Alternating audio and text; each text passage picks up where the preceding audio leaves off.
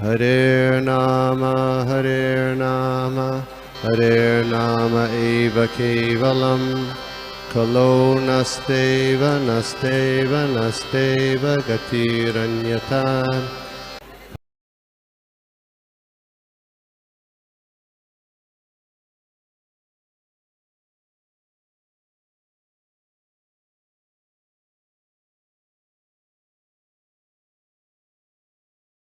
या हरे कृष्णा धन्यवाद प्रणाम हरे कृष्णा श्रील प्रभुपाद की जय।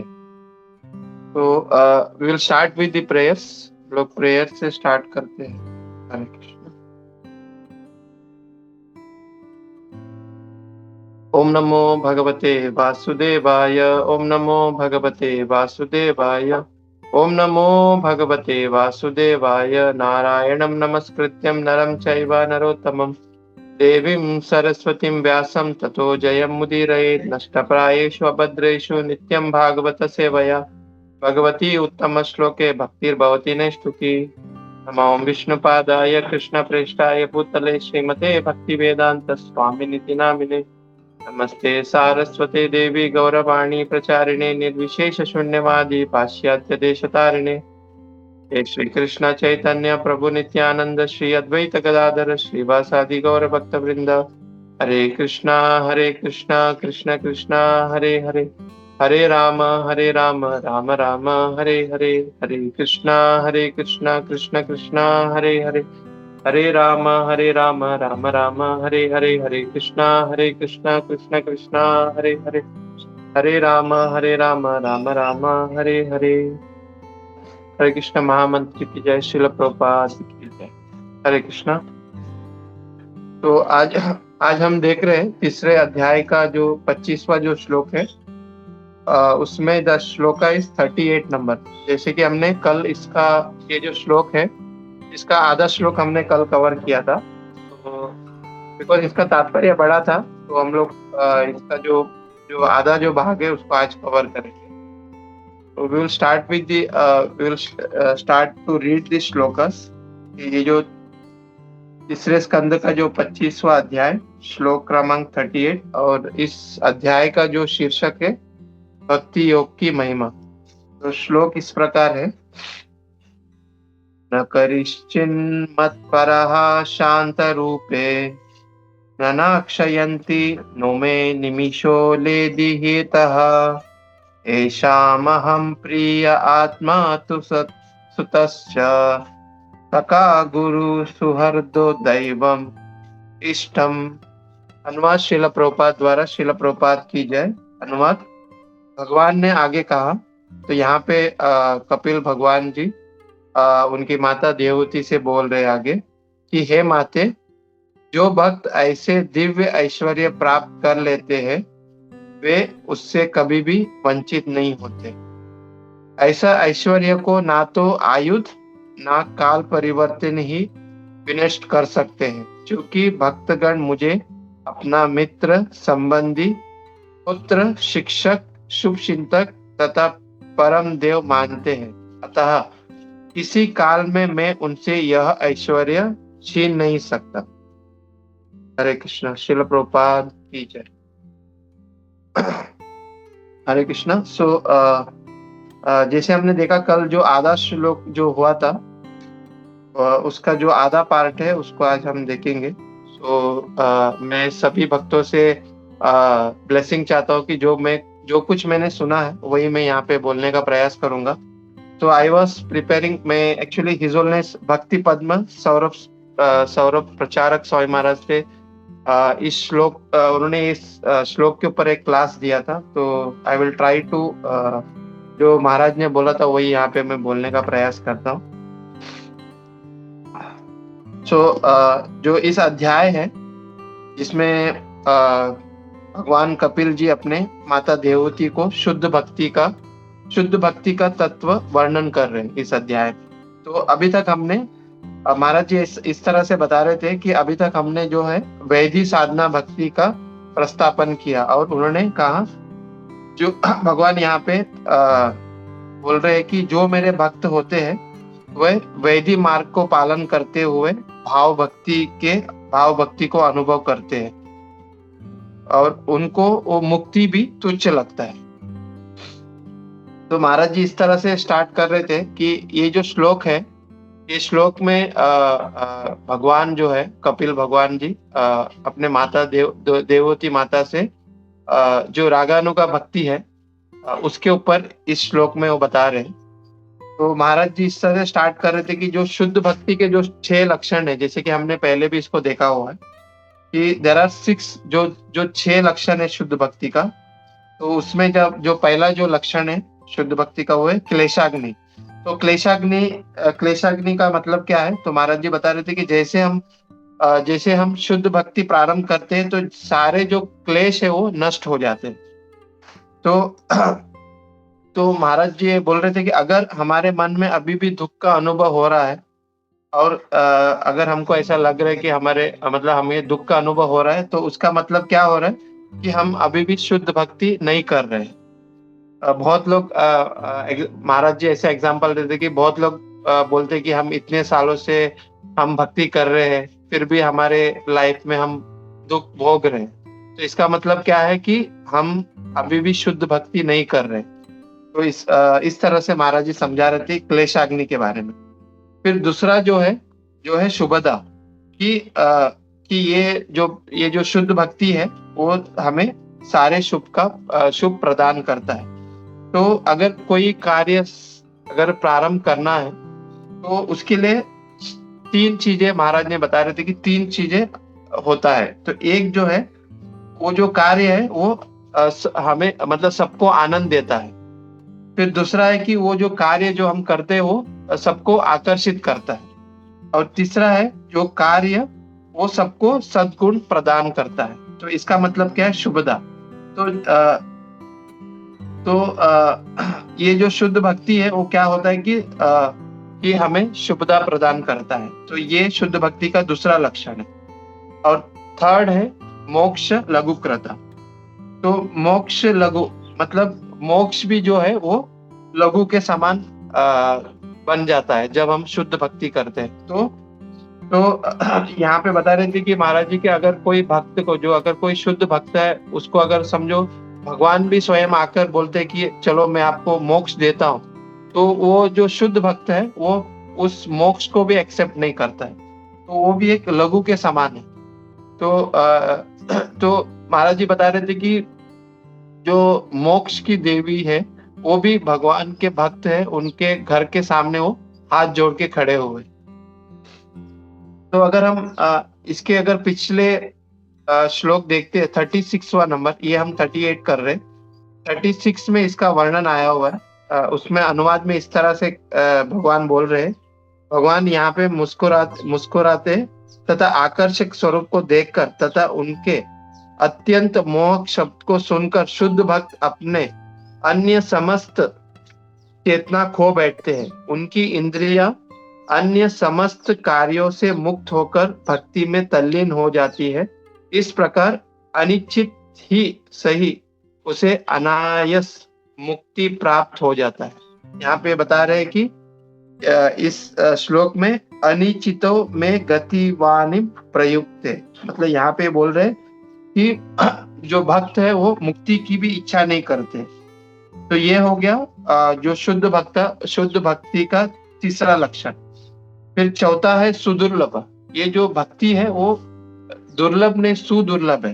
मतलब ये जो शुद्ध भक्ति का जो चौथा जो लक्षण है वह सुदुर्लभ है। भक्ति जो है सुदुर्लभ है। फिर 5वां है श्री कृष्ण आकर्षणी, ये सभी को आकर्षित करता है। और 6वां है सांग्रानंद विशेषात्मा। मतलब ये जो शुद्ध भक्ति, इसमें ही सब जो शुद्ध भक्ति का ये जो 6वां जो लक्षण है, मतलब इसमें क्या है कि मतलब सब जो भक्त है इसी में डूबा रहता है। तो महाराज जी ने ये टॉपिक क्यों निकाला यहाँ पे, ये जो शुद्ध भक्ति का 6 लक्षण? क्योंकि ये जो 6 लक्षण है इसमें जो हम भक्ति करते हैं, जैसे कि पहला जो 2 लक्षण है क्लेशाग्नि और शुभदा, ये साधना भक्ति का लक्षण है। जो पहला दो जो लक्षण जो है क्लेशाग्नि और शुभदा। फिर तीसरा थर्ड और फोर्थ मोक्ष लघुकृत और सुदुर्लभ जो है वो भाव भक्ति का लक्षण है। और श्री कृष्ण आकर्षणी और सांग्रानंद विशेषात्मा ये थर्ड वाला जो है प्रेम भक्ति का लक्षण है। तो ये जो 6 लक्षण है उसको दो चीजों में बांटे गए हैं।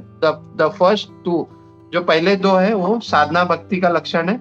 चौथा थर्ड और फोर्थ है वो भाव भक्ति का लक्षण है। और फिफ्थ और 6 जो क्या है प्रेम भक्ति का लक्षण है। फिर साधना भक्ति में भी 2 प्रकार है, एक है वैधि साधना भक्ति और दूसरा है रागानुगा साधना भक्ति। तो महाराज जी इसके ऊपर पॉइंट आउट कर रहे थे कि ये जो भगवान कपिल जी ने जो ये जो श्लोक बताया हुआ है माता देवती को, वो रागानुगा साधना भक्ति के ऊपर बता रहे हैं। तो इसके लिए महाराज जी ने स्टार्टेड विद दैट जो भक्ति का जो शुद्ध भक्ति का जो 6 लक्षण है वहां से महाराज जी ने स्टार्ट किया। तो फिर आगे बता रहे थे कि ये जो भक्ति का जो 9 स्तर है, अभी हम रुके हुए रागानुगा साधना भक्ति, जो साधना भक्ति का जो 2 लक्षण है उसमें जो दूसरा वाला जो है रागानुगा साधना भक्ति। तो ये जो भक्ति का जो 9 स्तर है, 9 स्तर क्या क्या है? स्टार्टेड विथ श्रद्धा, साधु संग, भजन क्रिया, अनर्थ निवृत्ति, निष्ठा, रुचि, आसक्ति, प्रेम, आसक्ति, भाव और प्रेम। तो ये जो रागानुगा साधना भक्ति इट स्टार्टेड फ्रॉम निष्ठा, मतलब जहां पे अनर्थ निवृत्ति समाप्त होता है वहां से रागानुगा साधना भक्ति स्टार्ट होता है। तो इस श्लोक में वही बताना चाह रहे भगवान कपिल जी कि स्टार्टेड विद न करिचित मतलब जो भक्त होते हैं उसे क्या प्राप्त होता है? उसे भगवान का धाम प्राप्त होता है। तो वैसे भक्त के बारे में यहाँ पे भगवान बोल रहे जो रागानुगा साधना भक्ति जो कर रहे हैं, तो वैसे भक्त के बारे में यहाँ पे कपिल भगवान माता देवती से बोल रहे हैं। तो ऐसे जो भक्त न करिचित मतलब स्टार्टेड विद न करिचित मतलब ऐसे जो भक्त है उन्हें क्या प्राप्त होता है? मत परहा मतलब उनका मेरा धाम यहाँ पे मेरा धाम को प्राप्त करता है जहाँ पे काल का प्रभाव नहीं पड़ता। मतलब भगवान के धाम में काल का प्रभाव नहीं पड़ता है करके बता रहे हैं। तो हम देखते हैं कि ब्रह्म संहिता में एक श्लोक है जहाँ पे एक वर्ड आता है निमेषाद्राक्यो व व्रजति नहीं यत्रापि समय। मतलब वहां पे क्या बता रहे ब्रह्म संहिता में उस श्लोक में, इट्स मतलब ये एकदम आखिरी जो श्लोक है उसके अंदर ये लाइन है निमेषाद्राक्यो व व्रजति न ही यत्रापि समय। मतलब जो भगवान का जो धाम है वहां पे समय का कोई ये नहीं है, वहां पे का समय वहां पे नहीं है। मतलब ना इट्स ऑल इटर्नल। जैसे कि हम यहाँ पे बोल रहे कि half an hour, 1 hour, 2 hour, वहां पे कोई समय का अभाव नहीं है। मतलब वहां पे इट्स ऑल इटर्नल। तो महाराज जी ये बता रहे थे कि समय और काल में समय और काल दोनों अलग है। अगर हम इंग्लिश में अगर देखते हैं समय को टाइम बोलते हैं और काल को भी टाइम बोलते हैं, बट एक्चुअली दोनों अंतर है, दोनों में भी अंतर है। तो बोलते कि महाराज जी बता रहे थे कि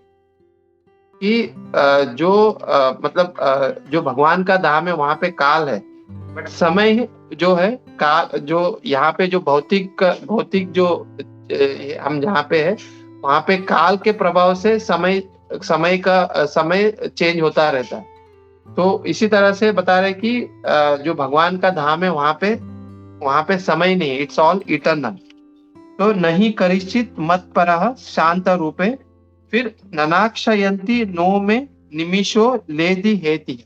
तो कल प्रभु जी ने भी मतलब बहुत अच्छे से समझाया कि जो कुछ भगवान के भक्त को ऐश्वर्य प्राप्त होता है उसे कोई आयुध मतलब कोई शस्त्र से उसको समाप्त नहीं कर सकते। तो वही इट्स द सेकेंड लाइन में ये जो 38 नंबर में क्या बता रहे हैं कि ननाक्षयंती नो में निमिषो लेदी हेता। मतलब भगवान के भक्त को जो भी ऐश्वर्य प्राप्त होता है, विच ऐश्वर्य दैट आध्यात्मिक ऐश्वर्य जो प्राप्त होता है उसे कोई भी समाप्त नहीं कर सकता। तो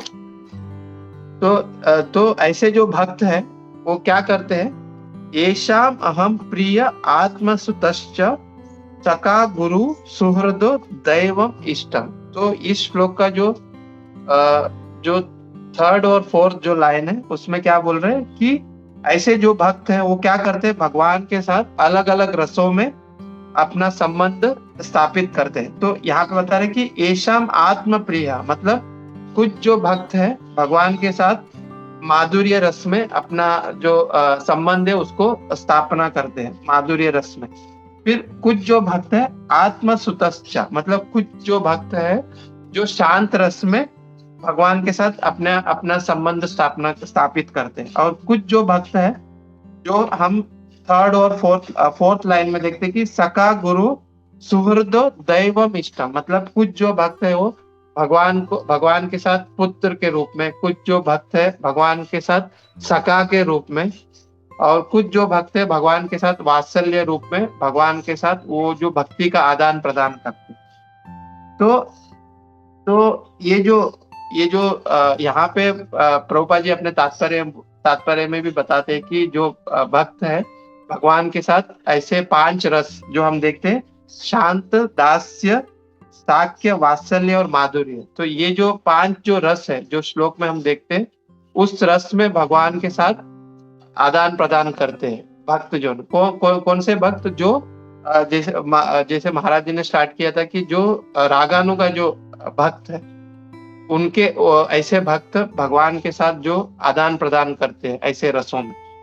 तो महाराज जी बता रहे थे कि जब ऐसे जो भक्त जब भगवान के साथ जब आदान प्रदान करते हैं तो महाराज जी बता रहे थे कि भगवान खुद चुनते हैं भक्त को। जैसे कि महाराज जी एक कठोपनिषद का एक श्लोक बता रहे थे, उसमें बता रहे थे कि भगवान आज के समय में, जैसे आज हम ऐसे जगत में है जहाँ पे हम हर एक चीज को चुनते हैं कि ये मेरा चीज है, ये मेरा चीज है। तो महाराज जी बताते कि हमको ऐसे भक्त नहीं बनना है, ऐसा हमें भक्त बनना है कि भगवान स्वयं हमको चुने, कि भाई हमें चुने और भगवान अपना जो रूप है उसको प्रकाशित करे हमारे सामने। तो ऐसे भक्त हमको बनना चाहिए जिसमें हम भगवान को नहीं चुने, भगवान स्वयं हमको चुनकर और भगवान हमारे साथ हमारे सामने वो प्रकाशित करे अपने रूप को। तो महाराज जी बता रहे थे कि ये जो श्लोक है जिसमें अभी रागानों का भक्ति के विषय में बता रहे, तो हमारे जो गौड़ीयधार है, हम जो संप्रदाय में है, ब्रह्म मध्व गौड़ीय संप्रदाय में, तो गौड़ीय मध्य संप्रदाय में बता रहे थे कि जो रागानों का भक्ति ही मतलब हम रागानों का भक्ति कर रहे हैं। तो जिसमें हम वो जो लेवल है जिसमें हमने देखा कि जो 9 जो लेवल है भक्ति का, स्टार्टेड फ्रॉम श्रद्धा, साधु संग, अनर्थ निवृत्ति, देन निष्ठा।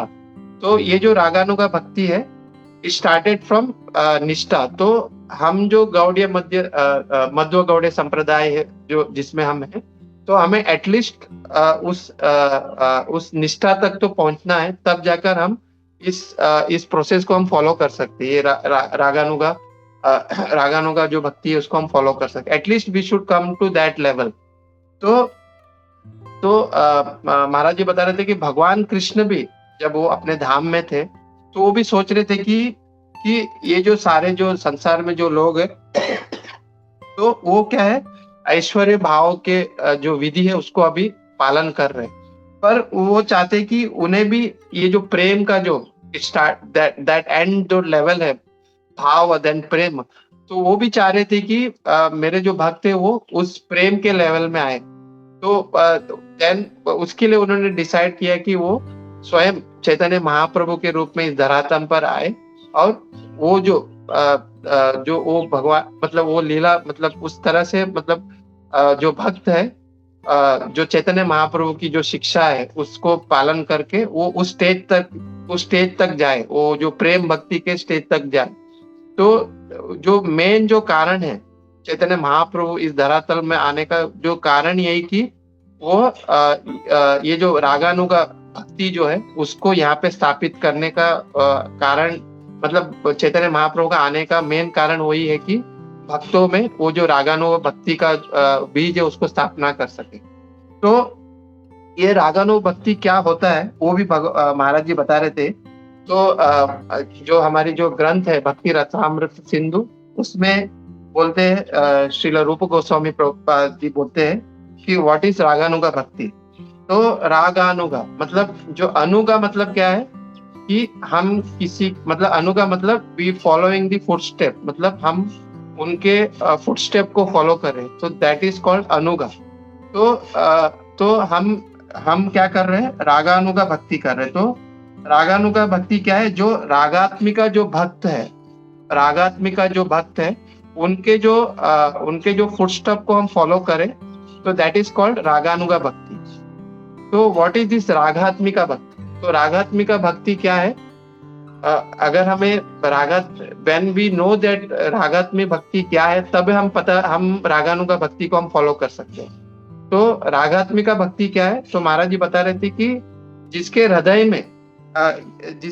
में भूख है, मतलब अगर हमें मतलब किसी को अगर प्यास लग रहा है, तो अगर हम उन्हें पानी ना दे के कुछ और दे तो वो एकदम इरिटेट हो जाएगा। अगर किसी को बहुत भूख लग रहा है और हमें उन्हें प्रसाद ना दे के कुछ और चीजें दे, मतलब कपड़े दे या गोल्ड दे, तो वो उस चीज को देखकर इरिटेट होगा। तो रागात्मिका मतलब क्या है कि जिसके हृदय में भगवान कृष्ण के प्रति भूख है, मतलब भगवान कृष्ण के प्रति, भगवान कृष्ण का भक्ति करने का जो भूख है, तो वैसे जो भक्त है उनको क्या कहा जाता है कि रागात्मिका भक्त। तो वैसे भक्त को हमको फॉलो करना है, देन ओनली वी मतलब वैसे भक्त को अगर हम फॉलो करते तो उसका मतलब क्या है, रागानुगा भक्ति, मतलब हम उनके फुटस्टेप को फॉलो कर रहे हैं। तो वही हम इस्कॉन में देखते हैं। हम जो गुरु शिष्य परंपरा से हम जो आए हुए हैं, तो वी आर डूइंग, हम हमारे जो आचार्य गण है उनको हम फॉलो करते हुए हम भक्ति कर रहे हैं, दैट इज कॉल्ड रागानुगा भक्ति। तो वो महाराज जी अपने लेक्चर में समझा रहे थे। तो प्रभुपाद जी अपने तात्पर्य में इसके विषय में बोलते कि ऐसे जो भक्त है वो भगवान के साथ अलग अलग रसों में भक्ति का आदान प्रदान करते।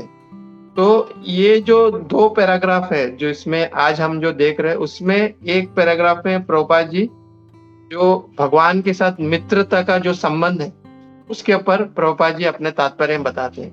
तो आज के समय में हम भौतिक जीवन में हम बहुत सारे ऐसे फ्रेंडशिप बनाते हैं, जैसे कि मतलब हमारे कॉलेज में, हमारे ऑफिस में, हमारे आसपास में हम बहुत सारे फ्रेंडशिप बनाते हैं। तो व्हाट इज फ्रेंडशिप? मतलब ये जो मित्रता मतलब क्या है? ऐसा नहीं कि भाई हमने 1-2 व्हाट्सएप में मैसेज भेज दिए और मित्र बन गए, ऐसा नहीं है। तो व्हाट इज एक्चुअली फ्रेंडशिप? तो फ्रेंडशिप मतलब क्या है, जो हमेशा हमारे साथ रहे, जो हमारी भावनाओं को समझे और हमेशा मतलब हमारे साथ रहकर हमारे साथ अंत तक रहे, that is called true friendship. तो वही प्रभुपाद जी अपने तात्पर्य में समझाते हैं कि असली फ्रेंड कौन है? हमारे भगवान कृष्ण ही हमारे असली फ्रेंड है, हमारे असली मित्र है, जो हर समय मैं आज सुबह हिज होलिनेस राधा गोविंद स्वामी महाराज का लेक्चर सुन रहा था, उसमें बता रहे थे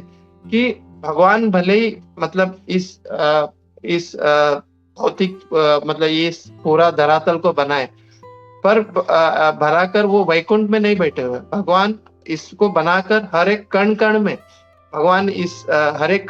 भगवान वहां पे समाये हुए, वहां पे है हर एक कण कण में। और हिज होलिनेस राधा गोविंद स्वामी महाराज ये बता रहे थे कि मतलब भगवान ही हमारे सच्चे मतलब क्या बोलते हैं, सच्चे मित्र और सच्चे शुभचिंतक है। क्यों? एक टाइम ऐसा होगा कि मतलब ऐसा भी हो सकता है कि भाई हमारे जो पत्नी है, हमारे जो पति है, हमारे बच्चे वो छोड़ दे, पर भगवान हमेशा हमारे साथ रहेंगे। इवन जब हमारी मृत्यु होगी उस समय भी भगवान हमारे साथ ही रहेंगे। इस तरह से हिज होलिनेस राधा गोविंद स्वामी महाराज जी बता रहे थे। तो प्रभुपाद जी अपने तात्पर्य में समझाते हैं कि हु इज ट्रू फ्रेंड? तो भगवान कृष्ण ही हमारे असली मित्र है। ना एक बार नारद मुनि एक स्टोरी बता रहे हैं, लेक्चर में सुना था मैं, जिसमें बता रहे थे कि नारद मुनि बता रहे थे कि एक राजा थे। उस राजा का मतलब बर्थडे था। तो वो उसमें उन्होंने क्या किया उस राजा ने कि जितने भी अपने जो भी उनके जो नगर जो भी लोग हैं उस राज्य के, उन्होंने ऐसा मतलब वो राजा ने ऐसा अनाउंसमेंट कर दिया कि जो भी व्यक्ति आएगा मुझे और मुझे बधाई देके जाएगा, तो जो भी उनके उसके मतलब जो भी मुझे बधाई देकर जाएगा तो मैं उनको रिटर्न में गिफ्ट दूँगा। तो जो उनके जो भी लोग हैं, राजा के सब लोग आए, राजा को एक विशेस देने लगे कि हैप्पी बर्थडे करके विशेस देने लगे। फिर राजा ने उनसे पूछा भी कि भाई आपको क्या चाहिए? तो एक व्यक्ति ने बोला कि मुझे खाने के लिए कुछ नहीं है, तो मुझे मुझे खाने के लिए चीज़ दीजिए। तो राजा ने उनको पूरा साल भर का उनको जो भी खाने की व्यवस्था वो दे दिए। फिर एक व्यक्ति ने कहा कि मुझे घर रहने के लिए घर नहीं है, तो फिर राजा ने उनको घर प्रोवाइड कर दिया। कुछ व्यक्ति ने बोला कि पहनने के लिए मेरे पास कपड़े नहीं हैं, तो राजा ने उनको कपड़े की उनको अरेंजमेंट करके दी। फिर देखा कि पूरा जो साम्राज्य जो भी साम्राज्य में जितने लोग थे सबने अपना विश को पूरा कर लिया।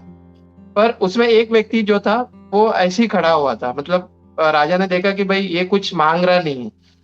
तो वो राजा ने फिर अपने सैनिक को भेजा उनके पास और फिर बोला कि भाई ये कुछ मतलब विश नहीं मतलब ये कुछ मांग रहा नहीं तो क्यों नहीं मांग रहा है? तो फिर वो व्यक्ति ने बोला कि मैं तो यहाँ पे मतलब राजा को विश करने के लिए आया हूँ, पर जो मुझे चाहिए वो राजा मुझे नहीं दे पाएँगे।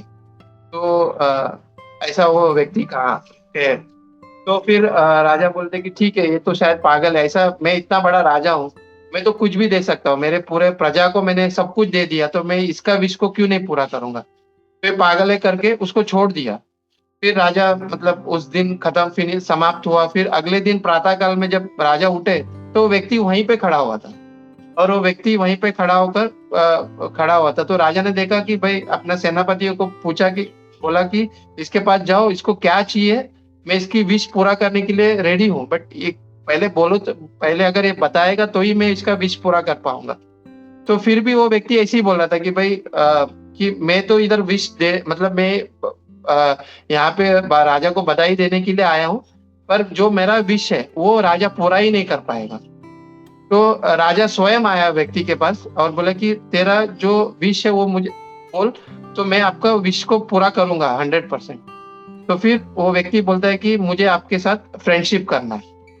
तो राजा बोलते हैं कि इतनी छोटी बात, मैं रेडी, अगर ये बात अगर तुम कल भी बोल देते, तो मैं आपसे फ्रेंडशिप कर लेता। तो फिर वो राजा उनसे फ्रेंडशिप करता है। तो वो व्यक्ति बोलते कि अगर आप मेरे फ्रेंड हो, तो एक दिन मेरे घर पे भोजन करने के लिए आइए करके बोल देता है। तो राजा बोलते हैं कि ठीक है, मैं आता हूँ भोजन करने के लिए। तो फिर वो व्यक्ति बोलते हैं कि भोजन करने के लिए आएँगे, बट मेरे पास तो कुछ है ही नहीं। मतलब मैं जो खाता हूँ, ये जो सूखी रोटी वही मैं आपको दे पाऊँगा। तो उसके सेनापति बोलते हैं कि राजा आप इनके घर पे भोजन करने जाएँगे तो इनके पास वही सब मिलेगा। तो फिर वो राजा बोलते हैं कि मेरा जो फ्रेंड है, वो मतलब इतना गरीब है कि मैं उसको ऐसा कुछ प्रदान ही नहीं करूँगा, ऐसा हो ही नहीं सकता। तो उसको पूरा जो भी खाने की चीज़ें वो प्रदान करता है। फिर वो व्यक्ति बोलता है कि चलो आप आ रहे हैं मेरे घर पे, तो मैं जो सवारी यूज़ करता हूँ, वही आपको सवारी यूज़ करना पड़ेगा। तो राजा बोलते कि ठीक है, आपकी जो सवारी वही मैं यूज़ करूँगा। तो सेनापति बोलते हैं राजा को कि राजा ये जो व्यक्ति है ये तो गधे के ऊपर बैठ के जाता है डेली, तो आप क्या गधे के ऊपर बैठ के जाएँगे? तो फिर व्यक्ति बोलते हैं कि अरे मेरा जो फ्रेंड है वो गधे के ऊपर जा रहा है और मैं मतलब उसको पूरा जो ये जो घोड़ा वगैरह उसको प्रदान करते हैं, जिसमें मतलब मेरा फ्रेंड भी मेरा जैसा मेरा मैं जो सवारी यूज़ करता हूँ वो मेरे फ्रेंड के पास भी होना चाहिए। तो ऐसा उनको सब कुछ प्रदान करता है। फिर वो व्यक्ति बोलता है कि आप मेरे घर पे आ रहे हो, तो 2-3 दिन तो रुकेंगे वहाँ पे। तो उसके लिए घर चाहिए, तो वो मैं तो वही छोटा ऐसा टूटी-फूटी घर में रहता हूँ। तो फिर राजा बोलते कि अरे मेरा जो फ्रेंड है वो ऐसे छोटा घर पे रह रहा है।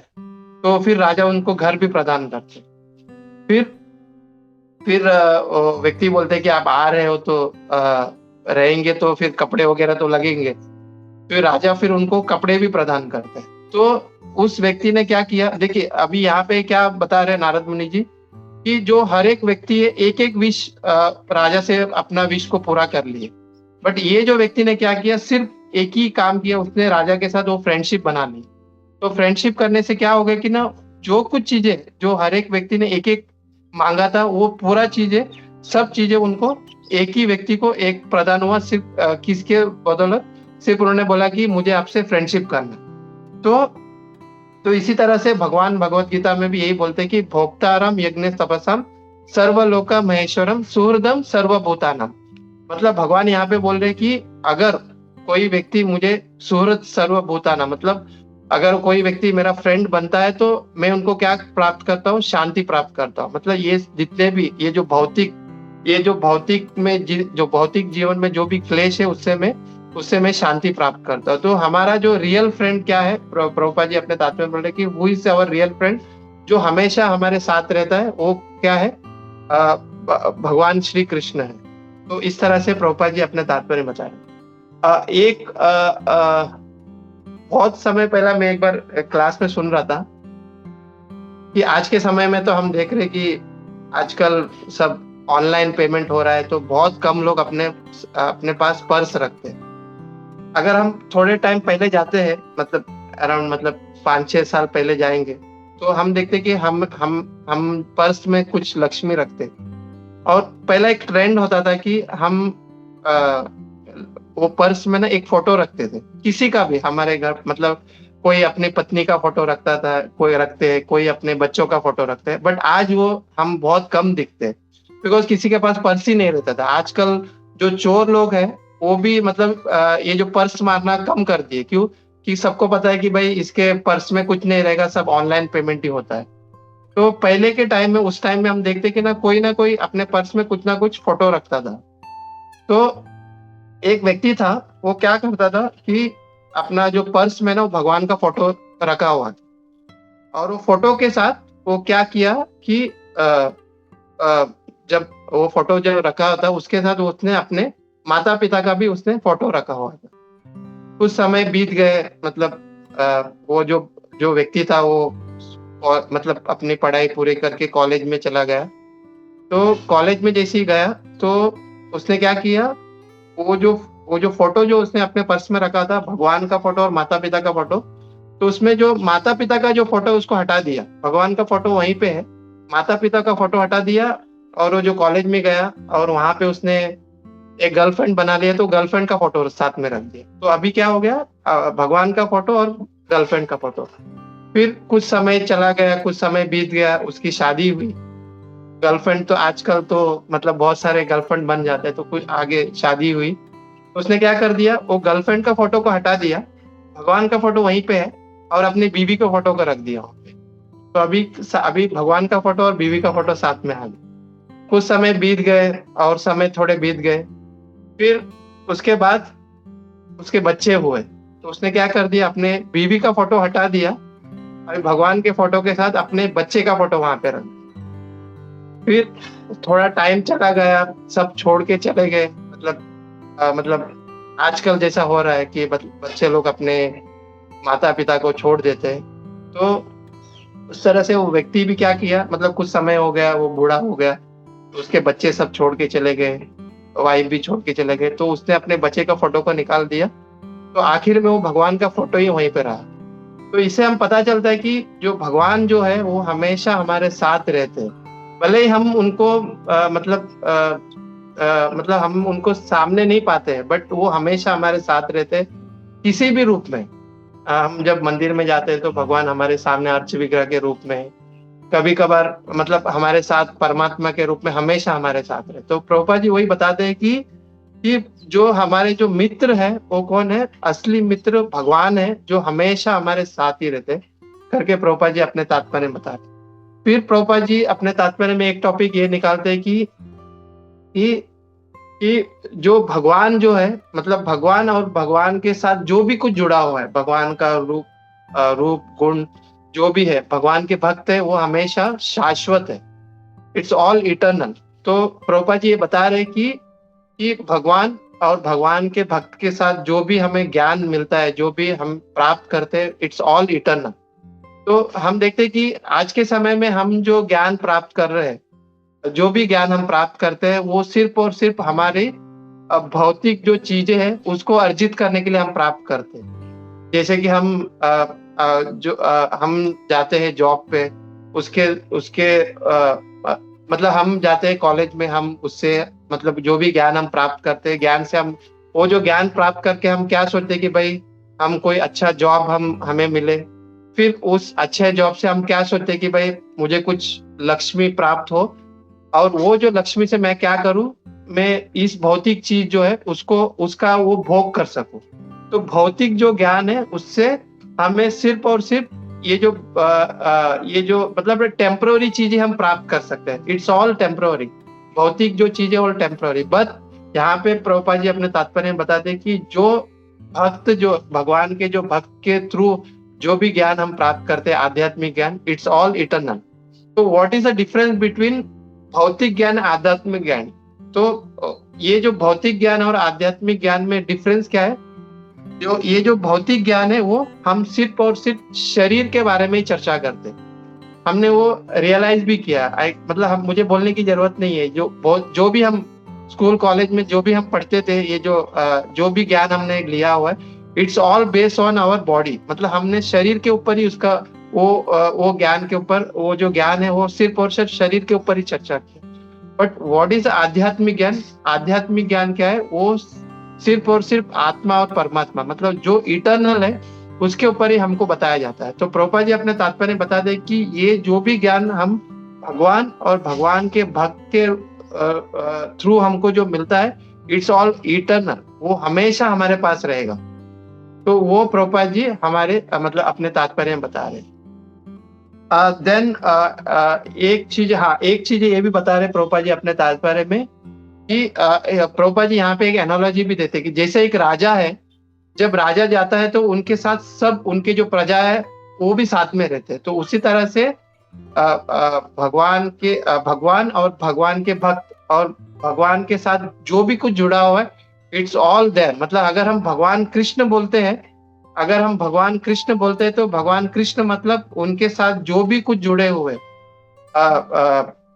जो भी कुछ जुड़े हैं वो भी भगवान, मतलब वो भी हम क्या बोल रहे हैं कि भगवान कृष्ण ही समझना चाहिए। मतलब अगर हम भगवान कृष्ण बोलते थे, जैसे कि यहाँ पे प्रभुपाद जी ने जो एनालॉजी दिया राजा और उनके जो प्रजा, उसी तरह से भगवान कृष्ण मतलब जो भी उनके साथ जो भी कुछ है वो सब शाश्वत है। इसके लिए हमें बहुत ध्यान देना चाहिए। मतलब यहाँ पे प्रभुपाद जी बहुत अच्छा हमको शिक्षा देते हैं कि हम हमेशा हम ये डेली हम पढ़ते हैं जो 10 नाम अपराध है उसमें कि ना भगवान के जो भक्त है उसकी कभी हमको निंदा नहीं करना चाहिए। बिकॉज जब हम भगवान के भक्त पे निंदा कर रहे हैं, मतलब हम भगवान कृष्ण का ही निंदा कर रहे हैं। सो हमें बहुत केयरफुल होना चाहिए कि मतलब वी हैव टू मतलब हमको बहुत केयरफुल होना चाहिए।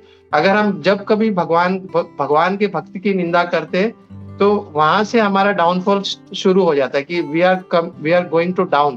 तो इसके लिए हमको बहुत मतलब सावधानी बरतना चाहिए। भगवान के साथ जो भी कुछ जुड़ा हुआ चीजें हमें उतना ही रेस्पेक्ट देना चाहिए जितने हम भगवान कृष्ण को, मतलब हम भगवान कृष्ण को भगवान के रूप में हम उनको पूछते, तो उसके साथ जो भी कुछ चीजें उसको भी हमको रेस्पेक्ट देना चाहिए। वो प्रभुपाद जी अपने तात्पर्य में समझाते हैं, इस श्लोक में इस तात्पर्य में हम समझाते हैं। तो यहीं पे हरे कृष्णा, तो यहीं पे मैं अपनी वाणी को विराम दूंगा। मैंने इतना ही प्रिपेयर किया था आज के श्लोक के लिए। I think there are so many points are there, but मैं प्रिपेयर नहीं कर पाया। तो Hare Krishna, thank you so much. There are so many mistakes are there, so इसके लिए मैं क्षमा चाहूंगा। हरे कृष्णा, शिला प्रभुपाद की जय, गुरु महाराज की जय, सभी एकत्रित भक्त के हरे कृष्णा।